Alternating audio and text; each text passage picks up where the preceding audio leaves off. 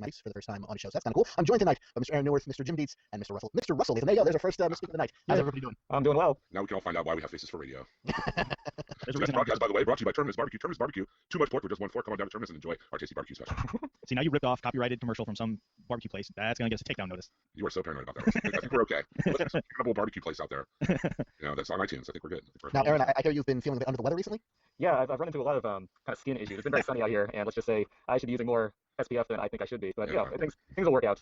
You should get like maybe SPF 5000. We'll just go from there. This is too hot to keep wearing, so I'm going to get rid of that right now. But So it has been about a month since The Walking Dead Season 4 went off the air. We've had a month to reflect on it and think back to how we liked it or didn't like it, or all the little things in between. So, this is going to be live, so anybody on the Google Play page, or Google Plus page, I guess, or the Facebook group can comment and let us know what they thought about it. We'd love to hear your input right now as we are streaming this live, so that's kind of cool. But also, guys out there who I'm podcasting with, any thoughts that have popped up in your head in that last month?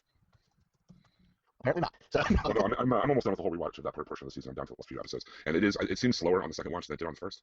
Maybe some of that is because I know what's coming because I've seen it, or I don't know, maybe fatigue from having gone through the whole season during a rewatch. But I had them all digitally, so I wanted to rewatch them, and it seems like as I was watching it, it didn't seem as slowly paced as it did as much when I rewatched it. Does that make sense at all? so it seems slower now. If I'm Yeah. So on the second viewing, it seems like at a slower pace. Now, just to be clear, it seems a slower pace. Does that seem like a bad thing to you, or does it just seem slower than the first time you watched it? Well, in some places I think it's a good thing, in some places I think it's a bad thing. I mean, you look at a stronger episode like The Grove or whatever, I think that's a good thing that we had time to decompress with those characters. Although I wish it'd been a little more graceful. Something else that stuck out to me in the second rewatch is something an issue that we've had over the season has been some of the clunkiness, some of the dialogue, and some of the scripts and everything. And that really kind of was evident to me in the rewatch too. But you look at like some of the stronger episodes, and they really benefit from having that kind of slower, maybe less pressurized pace. And then some of the other ones just seem like they stretched on too long.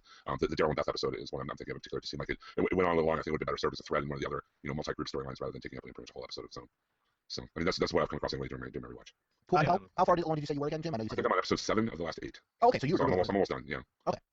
I haven't had a chance to rewatch the season just because I'm frankly just too busy to spend time rewatching the season of Walking Dead again. But I mean, just thinking back to it, I don't think any of my opinions have changed about the season. I've been fairly critical of certain aspects of it. I certainly praise other aspects as well, and it's certainly a solid season. Like I put it ahead of the first 2 seasons of Walking Dead. I still think I'd probably think of season 3 as maybe the best season overall if I really had to weigh things down. But all the seasons have their various pros and cons about them. But I mean, overall, I still think it's a solid season of television. It took a lot of chances. It's very ambitious in changing around the format of the series what we're used to seeing in previous seasons of Walking Dead, and taking the idea of putting different characters into split off episodes, which is something that we've been wanting to see, and how that affected the series. It had its ups and downs, but overall, I still enjoyed a lot of what I saw. So.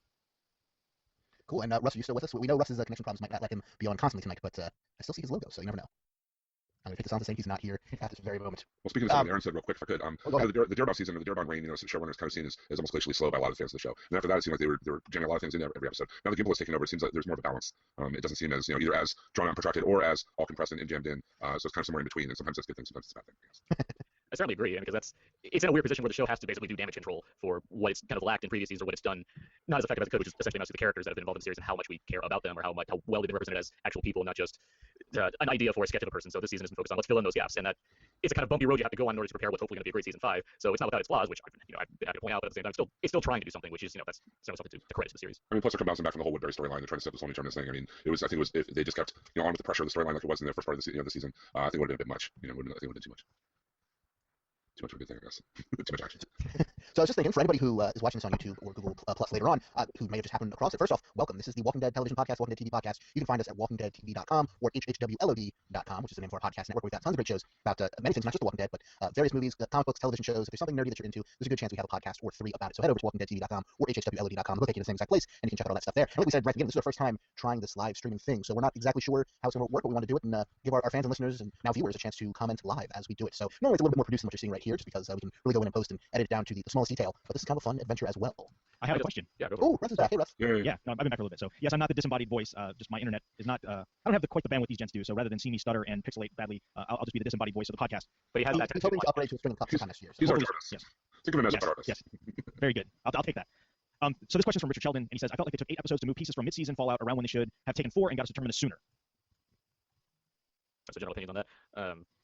I don't know. I'm okay with it. Like I said, the pace is kind of not as fast as before, and I was okay with that. I mean, they're obviously we're building up to Terminus through this whole thing. I felt some of the episodes could have been probably, as I said, better served as smaller storylines than other episodes. So they probably would have gotten into Terminus quicker. But I don't know. I'm okay with this part of the season. I enjoyed it. Not without its flaws, but overall, I thought it was a plus. I'm a fan of a slower burn in general. Like that doesn't bother me. I liked the character moments that we got. It's really funny how the show has evolved into 2 8-episode seasons, really every quote unquote season. I don't know if maybe that's where what they did with Breaking Bad, what they're going to be doing with Mad Men. Maybe that's kind of where they got the idea. But thematically, we're seeing differences between the first 8 and the back 8. Whereas it didn't seem that prevalent when in previous seasons. This season really had a different feel from front half to back half, and I think that's a good thing. I think it allows you to kind of have this complete story in each half, especially with a longer break. So to me, I think it worked well. I'm fine with the pace and where they go. I mean, the only real gripe I had with the first 8 was just kind of the governor detour. And again, when you have 8. I know what he means about the Governor Detour, and I know Aaron and I both talked about what happened when they're trying to somehow redeem him in the audience's eyes by giving these few episodes where he wasn't the total evil prick that he was the entire rest of the run of the show. I thought it was kind of a waste of time, kind of spinning wheels. I agree, because those are the two Governor episodes are my least favorite episodes of the series, which I've said before. And I was happier than with kind of the idea of this back half of the season as opposed to spending time on the Governor. But in general, as far as the back half of the season goes and the kind of pacing of it, it's not the pacing that I had an issue with necessarily, because I just wish some of the episodes were better. Basically, I mean, I didn't mind the idea of Terminus being basically the end game of the season of where we're going to go. I kind of figured that out about 4 episodes in. It's like we're likely going to be ending within Terminus, like, and not getting there any sooner to really learn much about it. So I was happy to accept that fact. Just more of the journey getting there wasn't always interesting, but I wouldn't blame that on pacing, just more of execution of some of the episodes. Yeah, I agree. It's like I remain the sole guy who kind of still like those Governor episodes. There has to be one in every crowd, Jordan. They're not without their merits. Like, it's not like I hate those episodes. They're like poorly acted, except for Tara who grew on me. But they didn't work for me overall, especially looking back on them and how much I just didn't care about how they're trying to make this arc for the Governor work. I would say David Morrissey does a fine job for what he's given, even with his ridiculous scraggly beard, and even the other, what's the other female character's name? Not Tara, but the mother. Oh, it was it Karen? No, it wasn't Karen, because that was the character she kind of took the place of. Yeah. But that one, I think she, That one. I think she, and even like saying like Martinez and how that kind of camp played out. Like, there's bits and pieces there that I enjoy in terms of kind of the acting. Lily. And of course, the show, Lily, thank you. The show always looks good. Like, it's nothing from the productions. It's just more of the writing, basically, which is constantly my issue with the series. So. Yeah, I definitely can agree with that. It's almost like, okay, we need this plot point to happen, write the scene, and then it seems to be executed in almost the clunkiest way possible sometimes. So I'm thinking mostly like right now, I just rewatched The Grove as a part of everything, and the scene with Tyrese and Carol at the table. It's like, okay, we need to resolve the storyline, but the dialogue that they used to resolve that storyline just was not, for me, very satisfying. I have some more questions. Great. While I'm here. So this one's from Craig. He says, "Hey Jim, did you count how many episodes?" Hey, Craig. Did you? Did you? No, sir, I did not. I never did. Who else can see the questions who can finish reading them? Because I still have not figured out where those are being posted. I don't know where they're being posted. No, they're not on Facebook, so. Not on Google. They're in the Q&A. Sorry, that. Oh. Oh, hi. Yeah, I still can't see that, Russ. So if you can put a link to that page. No, I get it. It's on the it's side. on the side. I'm sorry. It's a toolbar on the side underneath screen share. Yeah, it says Q&A very visibly, and you can just click that and it'll open it up. Thank you, Aaron. Cool. Thank you. So sorry about that. Again, live show. So I'll repeat the question. We're still figuring it out. Yeah. So hey Jim, did you count how many episodes Rick wasn't in during your last rewatch? Count how many episodes he wasn't in? No, not. It's like 3 or 4, right? Yeah, it is. It was like 3 or 4. There's the Daryl and Beth episode. There's the Tyrese and Carol. Tyrese and Carol at the Grove. There's the Bob episode. Yeah, it's at least 4. And the first one with the Governor didn't have Rick as well. Yeah. And even the second one's just more of like, hey, It's like 3 seconds, but yeah, it's not like you tried to act in that episode. which is the first time ever that we've had Rickless episodes. We've always had at least at a bare minimum that like little tag. This was the first one that didn't have that. USDA recommended amount of Rick. Oh no, I think that I mean, obviously the cast is strong enough to bear without Andrew Lincoln being in every episode. I don't know. I mean, everybody. You read Walking Dead, Rick's obviously the central character, but I mean, he's not the character I care about the most, either in the book or in the show. I mean, I'd probably give that to Glenn or Tyrese or something. But favorite characters? I don't know. I think it's okay to not have Rick around all the time. I like Rick a lot, but I do like the ensemble of it all, where it's you can just have an issue or an episode or two that focus on somebody, even somebody who's not like if they were all of a sudden give us a Bob episode, like a straight Bob episode, not just Bob and everybody else. I'd be totally fine with that. It doesn't bother me at all, especially because if we saw this season, the more they give him to do, the more interesting he is. Well, speaking of that, I'm sorry. Did you guys read the news that Morgan is coming back? Yeah. Yes. It's the kind of news where I'd rather just kind of hope to expect that and not actually read it, but at the same time, it's like, all right, well, he's coming back, so I guess this delays the next season of Low Winter Sun. Oh wait, that got canceled. Oh, it's like the movie that was like the show with no soul at all. I tried to enjoy that. I really like those actors, but that show just did not click. The Bob episode, by the way, we called What About Bob, and be about him taking baby steps to get over his alcoholism. What's the Steve cameo by Richard Dreyfuss? Yeah. As a zombie. Dreyfuss zombie. Yeah, there you go. I'm kind of hoping they put the alcoholism behind him now. I mean, a lot of you already mentioned earlier, Aaron, the damage control, but they've done a lot of work this past season. Necessary work, sometimes a little painful, but necessary to push past those things that have been kind of holding him back. The Rick doesn't trust Carl. The Carl needs to get in the house. All these different things. Where, all right. Okay. Hello, It no. would be painful to have to deal with them one more time. We're going to get them out of the way. I'm losing track of the conversation, so. You kind of broke up a little bit there, Jordan. You actually I think broke I'm up, back Jordan, not me. Yeah, you're back now. Yeah, sorry about that. Was there a segue to some other topic? Well, I was just saying that they've worked through a lot of those things that they had to work through this season. Yeah. Even if it was painful to deal with them last time, they got them out of the way. And I think now, hopefully, things like Bob's alcoholism, yes, they might be referenced, but we don't need to have a story about, him working through that. We've seen it many times on many shows. The show has other interesting things they can do with, zombies without having to delve back into that old well. Zombie well. Yeah. I agree. Yeah. Let's go, Rose. All right, so this is from Everard, long-time listener and. Which, by the way, I just turned my camera off so people can see the lovely image he made of me. He made this of all 4 of us, actually. Not, he didn't make images of me for all 4 of us. He made images of our respective persons. But that thank was you. that was Everard. No. Nope. No, that was Jim. That was Oh, yeah. I'm just awful. We're talking about You're still pretty cool too, Everard, though. Live show. All right, so here we go. How much do you think the writers know where they were going as they introduced characters, and how much are they organically developing? Felt like Tara was going to be a red shirt when first introduced. I like Aaron answer this first because he loves Tara so much. I mean, I certainly pointed out that Tara's grown on me. I think she's a much better written and better acted character since her debut. As far as how much do I think they know, I think it evolves during the writing process, obviously, and I'd like to think that after signing up an actress, she has probably knew from the contract that she was maybe open to appearing in more episodes, and as things played out the rest of the season and as they started developing the next season, they were able to figure out where things were going with certain characters. I'd imagine they have some kind of structure drawn out for the different characters and what their arcs are going to be throughout the upcoming seasons and whatnot. And this is all speculation, of course, so I don't know offhand, but I mean, that's how I'm looking at it. That's the way it seems to me. I think probably Kirk has it all broken down, like you say, in a larger plot arc sense. and then the individual scripts to bring them to those areas, to those points they want to bring them to, I guess. I'd be curious about how involved Kirkman is in the actual kind of drawing out the show process. Like I know he's obviously heavily involved as a producer and a writer and whatnot, but like you look at something like Game of Thrones, for example, where I was hearing just the other week how George R. R. Martin basically given he's given a summation of what the kind of 10 episode arc for that season is going to be, and then he's broken it. He gets his chance to work on various scripts for certain episodes, but he isn't exactly dictating where that season's going to go and what plot lines it's going to incorporate. So again, also I have no idea. Maybe Robert Kirkman does all. Maybe he has a whole list planned out, just hands over to AMC. Maybe it would be interesting to get more of an insight on that process. We gotta wait for the next Nerdist podcast featuring Robert Kirkman so we can get that question. Or maybe they'll have him on the writers' room. There you go. I would say at least. I would say at least for Tara, I get the impression you can hear me, right? Yeah. Mm-hmm. Okay, I get the impression that she was kind of a reverse Ben Linus, if you will. If anybody remembers from Lost, Ben Linus was introduced as a character, and they loved him so much that they were like, okay, we're going to keep him around. I get the impression that Tara was kind of the opposite, where not the opposite, but sort of a thematic opposite, in that she was a character brought in for a small role who they knew, okay, if we like this actress, if she works well with everything, then we can keep her around fresh, because they obviously set up quite a bit for her to pay off later. But it would also be the kind of stuff that if it wasn't paid off and she was just killed and we never saw her again, it wouldn't be a big deal. But so I feel like she just kind of pretty much passed the initiation, if you will, and now she's going to be around for at least a while, which I'm happy because I like the character from the beginning, I like Aaron. But she's only gotten better with time as far as I'm concerned. Yeah, that's a fair way to put it. Any more questions, Russ? Here's the question. Will Russ's new house have better internet? The answer is yes. The answer is yes. I really hope so. I'll give a quick answer real quick. I think it's maybe a bit of a mixed bag, maybe 6 1/2 dozen the other. I think some characters, they're probably very in tune with how they're going to play out and how they're going to go. I think other characters, they may give a chance to develop and see how things go and determine if they are worthy of a larger role or if they're going to do more with them. But it's tough because with these 8-episode sprints, I would think that they pretty much have everything shot and taken care of before everything really airs. So if they have a character that they were planning on keeping around for a while because of positive audience reaction, and then it turns out that they they killed them off, then they wouldn't even know because it's by the time they've already gotten audience reaction, the characters gone through their cycle. So it's a tough deal, I think, for the writers to deal with that. Yeah, I mean, I know I was just reading today that I don't know if they necessarily started shooting season 5, but the actors have started returning to Atlanta to begin filming season 5. So, I mean, just look at the date. It's not quite May yet as we record this, and we won't be seeing episodes for several months. So they got a lot in the can by the time we're seeing anything. Now, with the break mid-season, that does give them a little bit of a chance to retool. But everything I've ever heard or read from television producers and directors and writers and stuff seems to indicate that they know that audience reaction for the most part, like 80% of the time. They know what it's going to be by the time stuff is being filmed. They might have had a great idea in the writers' room, but they can see when it's starting to be filmed, this is just not working out, or it's going better than we expected, and make those turns and follow up on it as they need to based on that. And it's usually pretty right on the money for how audiences are going to react to it. So not another question, but a comment. Live from the future in the Q&A is Mr. Callum. Callum Reedy, I would assume. Callum Reedy from Australia. How are you doing, sir? From the future. What is it there for you? It's not lunchtime, right? It's well, maybe it is. I think it's Beyond Thunderdome. Who rules Bartertown? Callum Reedy does. That's who.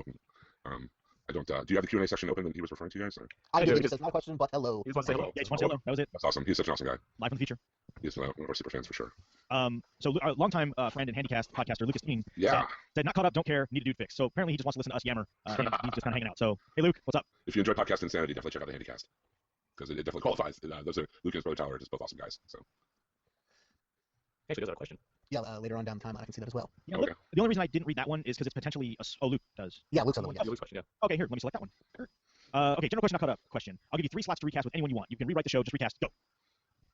I mean, the governor. As much as I think David Morrissey does what he can with what was given to him, maybe some more. I don't even know who he cast it with. I know you guys have said, some of you have said Danny Trejo in the past. That was just because I always thought that's the way they drew him. It didn't matter how he's drawn. Yeah, that's kind of the way he looked in the book to me.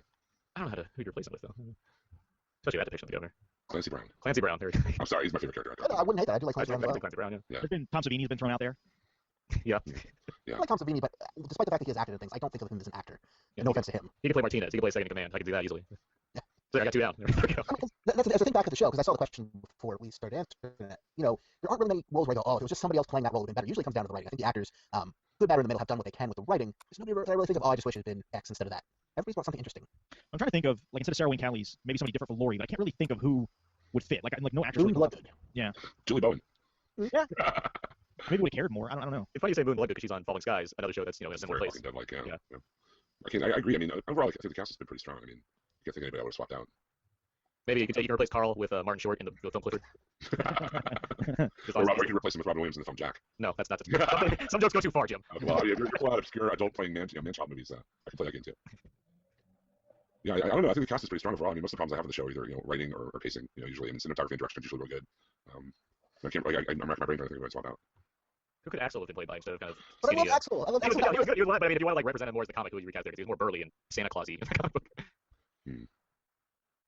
See if Clancy Brown again. Just put it everywhere. The corpse of John Now Candy. that Brian James passed away. Yes. Yeah, I don't know. I mean, overall, the cast has been great. I think. Yeah, like I can't see anybody else really playing Rick. Like nobody else comes to mind for me. Even reading the comic, like there was no actor that really stood out to me that I was like, oh, so and so would be perfect for Rick. I never really had anybody in mind. And Bernthal did such a good job with Shane. Like he's not who I would have picked from the comic, but I can't see anybody really that would have done a better job. Yeah, with Shane, they really just kind of filled in the gaps because there's not a lot of Shane inside comics. With Rick, he's basically drawn as every man, which I think is very purposeful. So it doesn't really reflect like a particular person, I would say, beyond just like dream casting from people that think about that kind of thing all the time. maybe I'm trying to think of who else. What do you think? I'll just do things in the background to make this podcast more animated. Let's see. You should probably show Russ that X-Men poster behind you. I've been eyeing that. He's a big X-Men fan. I've been eyeing that guy. That's what I I saw. got him going. Hold on. Let me, There. Let me add focus to Aaron here. Now we're really making good podcasting. Like, Well, the rest has to look at my room. Action shots of Aaron's room. It's not just weird that the audience gets to see us. It's weird that we get to see each other. So And then we can see each other. Nice. Here's a question. How quickly do you want them to wrap up this Terminus thing? Do you want it to like be the next arc of the entire next half of the season, or do you want to see them like just a couple episodes, kind of nip it in the bud? I mean, what do you guys think? I mean, honestly, for me, it depends what the story ends up being. I mean, if it's what we think it's going to be, 8 episodes should probably be enough for that. But maybe they take it in a radically different direction. Maybe there's more to that story that they thought of since Kirkman wrote that particular arc in the comics. 8 episodes is probably enough, but you never know. There could just be a lot more there, or a lot less. Maybe it's done in 2 episodes. Who knows?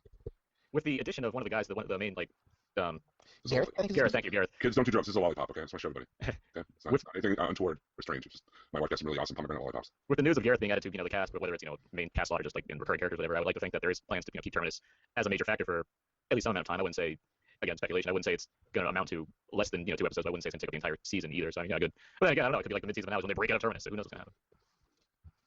I'm just wondering if that's going to be if they're going to try to take like the nesting opportunity that they had at the prison and try to make it at Terminus, or if they'll move on from there to something else, or if we're going to. There have been rumblings. I think I don't know if I remember reading from Kirkman or someone else involved with the show that we will eventually like be caught up with the comic and see like characters like Negan and stuff showing up in the show. So I'm just wondering. I mean, they've already kind of gone through the source material pretty quickly if you think about it. I mean, how many comics they've gone through compared to where they are in the comic storyline as they are in the TV storyline. So Very true. it'll be interesting how much more accelerated that'll be. Digging it so far. Depends what they plan for it. If they plan on assimilating them into that area, then I could see maybe dragging it out a little longer. If it's if it's meant to be just a confrontation and they move on, then it can be shorter. It just really depends on how they want that to play out. But I hope it doesn't go like the whole 8. Like I hope they resolve whatever happens within 3 to 4 and then kind of move on.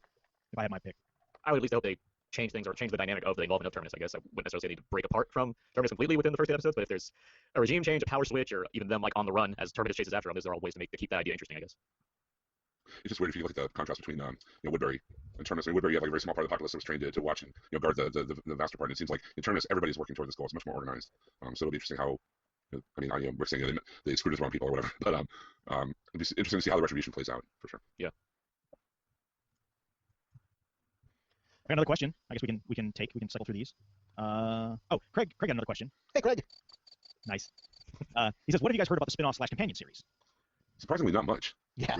I mean, in this day and age where we get previews, featurettes, interviews, cast photos, and everything else of movies and TV before they come out. I mean, I don't know. Have you guys seen anything pop up on the radar? I really haven't. Pretty much everything I've seen has only been. It won't be based on anything from the comics. It won't be based on any of the characters from the comics or show. That's what I've also been hearing that as well. It won't be like Daryl or some other character who's just in the show and not in the comics. Which to me is only exciting. It means they won't be hampered, and that might be the wrong term, but they won't be held back by anything in the comics aside from the general lore. How zombies work, what state the world's in, etc. It could be set before where the show is right now. It could be set after. It could be set literally anywhere else in the world. To me, that's only exciting. Just brand new stories that we don't have any idea where they're coming from, where the characters are coming from, and it can just all be laid out there on the screen for us all to absorb at the same rate, rather than kind of being ahead of things with the comics like we are sometimes on the show. Not always. It's not always a bad thing, but it would be nice to have a completely separate entity. I can agree with that to an extent, just because I'd be happy to see maybe new writers be tackling this spin-off series, and not just like some of the writers from this current series moving over there and possibly splitting up the efforts taken to make both series at the same time. I think it comes down to them trying to keep this series as good as the ratings are from The Walking Dead. I don't think it goes unnoticed that the series isn't the best, and so I like to think that they're really trying to focus on making the best current main series before they put too much focus into the spin-off series, just because of the popularity of said show. I think the quality is the thing that's being focused on most, and we'll hear about the companion series in due time. I won't be surprised if next year, if this upcoming season sees the announcement of something involving said spin-off series. But I like in the world I live in, I like to think that there's a lot of thought being put towards making the best current show possible as before we arrive at the other show we're also making because the numbers are so good. If I ruled the world, if it were up to me, whoever wrote the Telltale Walking Dead games, yes. I would hire them. Yes. I really do, because they really get it. They get what makes The Walking Dead The Walking Dead. They pretty much wrote already a really compelling narrative set in the same universe, had no ties whatsoever to the book or the show. Mm-hmm. I'd really like to keep doing the game though. I would too, but I mean, I don't know if they can. I mean, on one hand, you get something as great as those games were, as far as storytelling in this kind of universe. And on the other hand, you get the Amazon pilot for Zombieland. I mean, it's a spectrum. It could go either way. But, if I ruled the world, I would just literally go to Telltale and look, you guys are writing my pilot. I just thought they really understood what makes The Walking Dead The Walking Dead. I wouldn't put that out of the realm of imagination. Like presumably the second season was written and completed already because they've likely recorded all the voice and stuff. So it's just more a matter of putting that game together. So unless they're working on season 3 or the other many great Telltale games that are coming out, like and the other one potentially like the Game of Thrones one, the Borderlands one, they might just be busy and they might have nothing to do with this and they might want to exist purely in video games. But at the same time, I wouldn't put it past the thought process that, hey, those are getting good reviews largely because of the writing. Maybe we should contact them and at least see if they have any notes for us or something like that. I mean, I have no idea how this kind of thing works. All that's speculative, but I mean, I wouldn't put it past them for sure. I'm a big time TV producer. Here's $1 gajillion. Make it happen. I heard a rumor, and I don't know if it was from Kirkman himself. I don't know why I think he did, but he said that the spin-off series is going to be connected in some way to the main series, like either somebody that knows somebody in the cast or somebody related to somebody. He wasn't specific, but he said there would be some connection to the characters in the main series. So don't know what that means. I really hope, if nothing else, that they go to a different location, like maybe the Northwest or even the Northeast or something like that. I hope it's not. I agree with what he's saying because one of the various criticisms I had with the back half of the season is that we're seeing a lot of people walk through the woods, and as well produced as the show tends to be, it gets a little laborious to watch people just walk around the woods, and there's not a whole lot of dynamics at play in terms of. Peter Maybe just Jackson throw a says pine tree in, or a palm tree, or some mangrove trees. Peter Jackson says hello. I did a little googling about the spinoff. Just Don't to do that on see camera. news. Yeah, man, make sure you turn your video on for that. And what we have so far is going to be about different group of characters, different part of the world, and it's going to be executive produced by Dave Erickson, who previously worked on Sons of Anarchy, as well as Robert Kirkman, who's currently coming up with ideas for the spinoff, at least as in this particular interview with the International Business Times. So exactly what you expect to read about The Walking Dead. But that's pretty much the only news I see about it here. Craig said Kirkman said it definitely would not be set in Georgia. So yay for you. Let's see. Let's do another. I have it's not a question, but it's a comment. This would be funny. So this is from Richard. Again, another comment. He said, since we could not get Danny Trejo as governor, do you think we might get an AMC crossover and get his animated zombified head strapped to the back of a turtle roaming the countryside? First off, it's a tortoise. Second, spoilers. Third, that would be awesome.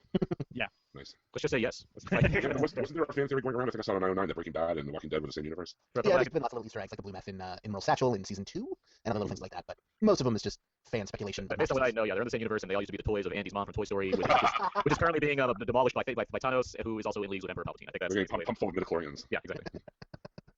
Oh boy. It just reminded me of that Patton Oswalt filibuster from Parks and Rec. I don't know if you guys saw it. Oh, yeah. I literally just rewatched that episode a couple weeks ago. I've been going back to Parks and Rec, which is a brilliant show. And how about that season finale, by the way? It is wonderful. Not to get too way off topic, but it is just wonderful. Oh yes, it's gonna be the future soon, folks. What else we got here? What do you? I mean, we kind of talked about this a little bit here and there, but is there anything now you've had this month to kind of gestate over the end of last season that you're really hoping to see or really hoping not to see in next season, regardless of how long they happen to stay at Terminus? I would like to see a good explanation of the whole Terminus thing. You know, Yeah, I want to know their workings. I would like to know, like, all that. I'd like to have that all pan out rather than just kind of be glossed over or something.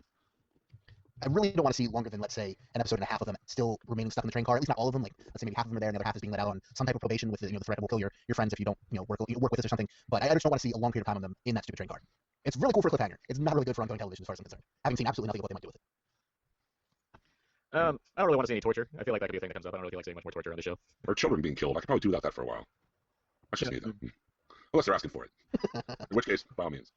I'd like some stand to be taken just to settle things about Beth and Daryl, and even Carol for that matter, in terms of what these relationships truly are, as opposed to letting us speculate about it and obsess over it for no apparent reason. So you're calling for a three-way? Yeah, that's exactly what I said. What you did hear me say that? That's exactly what he said, word for word. And I mean, I'd like to see some kind of useful explanation for what happened to Beth, and nothing too outlandish, I guess. Like what, you got the Iron Man suit right off the camera? Yeah, right. I mean, because obviously we don't know what happened to Beth. I'm of the opinion that there's some separate thing going on. It has nothing to do with Terminus, given that whole church setting was very creepy and very mysterious, and probably the setup for another subplot next season, which I imagine would come sooner rather than later, just because she's a character that's important on this series. People want to know what happened to her, and we can't spend all the time in Terminus, I assume. So, I don't know.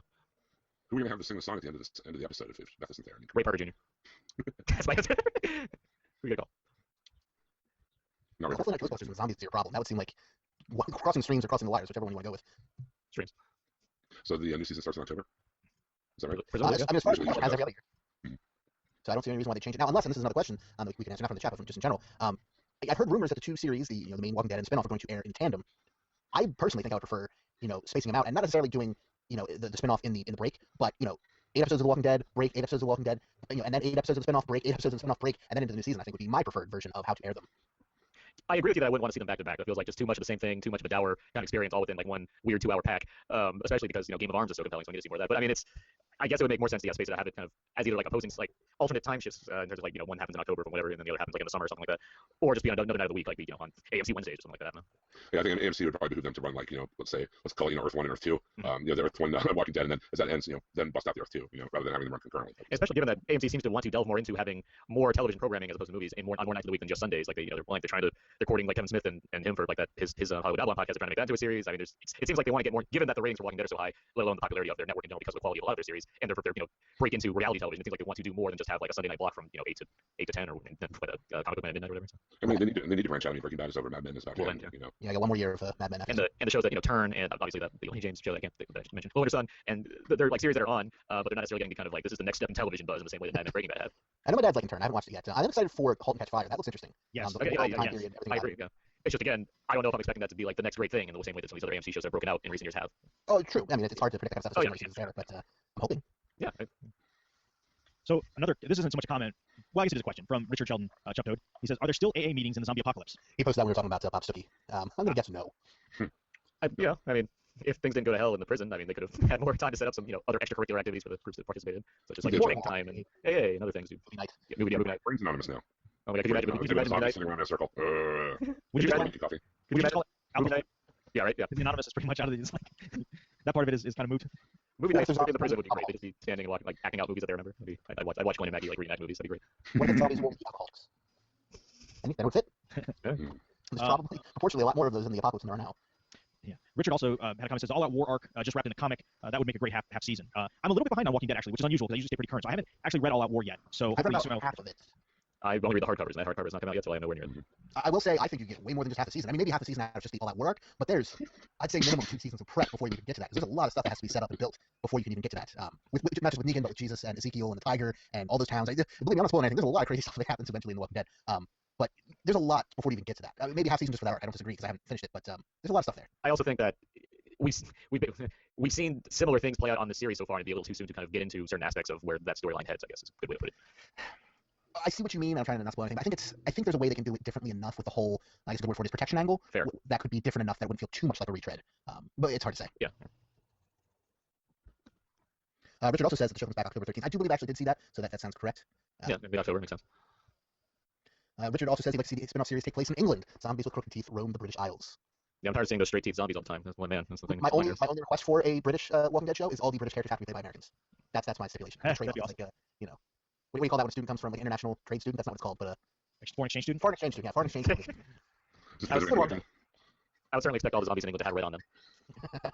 Oh, and if they do that, there better be Shaun of the Dead Easter eggs hidden there. So we've been going for almost an hour now. I think we're almost getting ready to wrap up with this inaugural test of the live stream. What else do we have, Russ? Couple things. One, we're Good stuff. and stuff. We are, like we mentioned in the promo for all this, we're going to have a contest.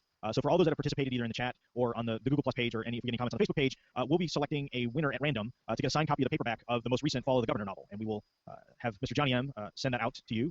The press folks were gracious enough to send us some copies. We already had one lucky winner a while back earlier in the season win a full set of the hardcovers, and we still have some other stuff laying around. So we'll give away one of those paperbacks, and I think somewhere between now and the beginning of the next season, we'll have some other stuff in the prize closet that will be.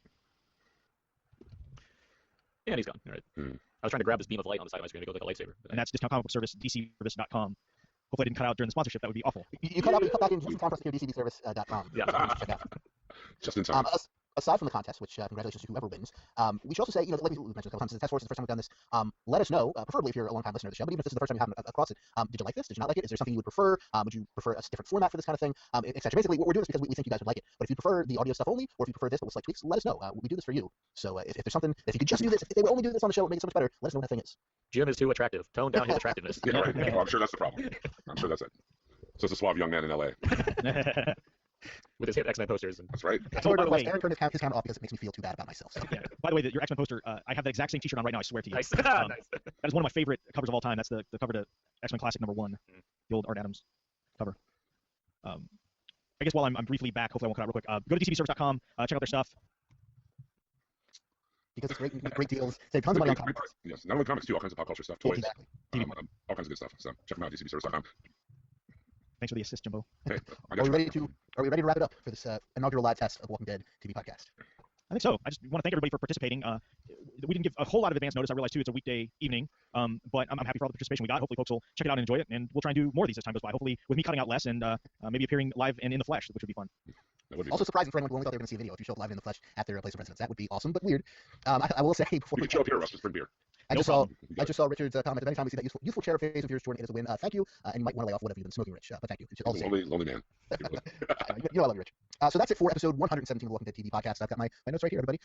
You can leave us a voicemail at 972-798-3830. That's 972-798-3830. Or send us email comments at walkingdeadtv.com. Check out hhwlod.com for all of our great shows like Half Hour Wasted, The Long Box of Doom, The Black Box, Out Now with Aaron, that guy right over there, and his co-host Abe, Jersey Shore, which is my show, the Pod Cranecast, our new 24 cast with Aaron as well, as that show comes back on the air, the Action Lab podcast with Jim, and many, many more. You can follow us on Twitter at WDTV Podcast and at HHWLOD_network. I'm at Jordan from Jersey. Aaron is at Aaron's PS4. Jim is at Yoda Jones, and Russ is at R Latham, Latham. And so until there's no more room left in hell in the dead walk the earth, remember, F it, we're doing it live. Have a good one, everybody. iTunes reviews and subscribe Yes, to our YouTube channel, youtube.com/HHWLOD Podcast Network. And at our HHWLOD Podcast Network Google Plus page to your circles or whatever you do there. And subscribe on YouTube. So, woohoo. Have a good one, everybody. Thanks for listening, everybody. Thanks for participating. We will talk to you soon, and we will announce the winner on the Facebook group and the Google Plus page. How about that? Woohoo. Awesome. So long. I'll even throw